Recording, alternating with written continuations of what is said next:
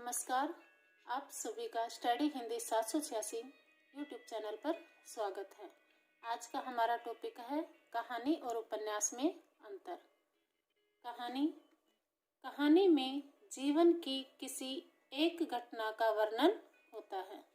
कहानी जो होती है वो मानव जीवन की किसी एक घटना पर आधारित होती है।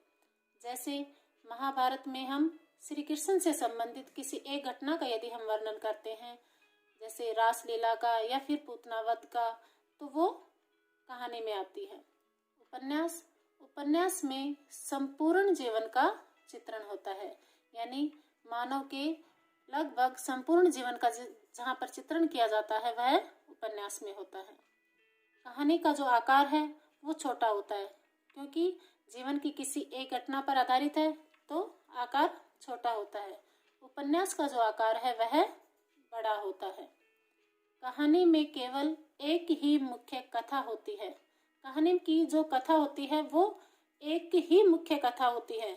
इसमें केवल एक ही घटना का वर्णन होता है, तो केवल एक ही मुख्य कथा होती है। लेकिन उपन्यास में जीवन की अन्य सभी घटनाओं का वर्णन होता है, इसलिए उपन्यास में मुख्य कथा के साथ साथ अन्य प्रासंगिक कथाएं, यानी उसके साथ साथ अन्य छोटी मोटी जो उसके साथ जुड़ी हुई जो कथाएं हैं वो भी जुड़ी हुई होती हैं। कहानी में पात्रों की संख्या कम होती है। कहानी जीवन की किसी एक घटना पर होती है, इसलिए उसमें पात्रों की जो संख्या है वो भी कम होती है। उपन्यास संपूर्ण जीवन का चित्रण होता है, इसलिए संपूर्ण जीवन में पात्र भी अधिक होते हैं, इसलिए इसमें पात्रों की संख्या अधिक होती है।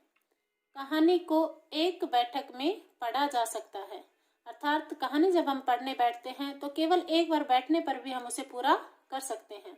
उपन्यास को एक बैठक में नहीं पढ़ा जा सकता, अर्थात उपन्यास के लिए हमें उसे कई बार पढ़ना पड़ता है, उसे एक बार या एक दिन में नहीं पढ़ सकते। कहानी कम समय में मानव मन पर गहरा प्रभाव डालती है।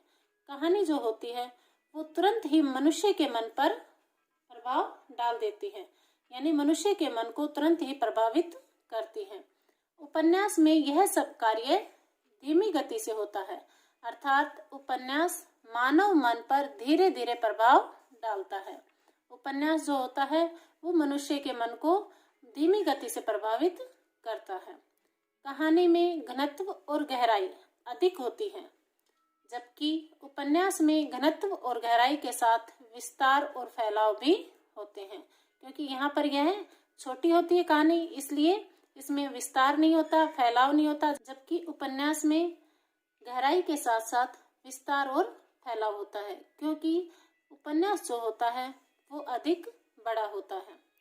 कहानी का उदाहरण है, जैसे प्रेमचंद की कहानी है ईदगाह, जिसे हम जो ये सारी विशेषताओं को पूरा करता है। उपन्यास का उदाहरण है एक प्रेमचंद का ही गोदान। मैं आशा करती हूँ आपको कहानी और उपन्यास में अंतर समझ में आया होगा। धन्यवाद।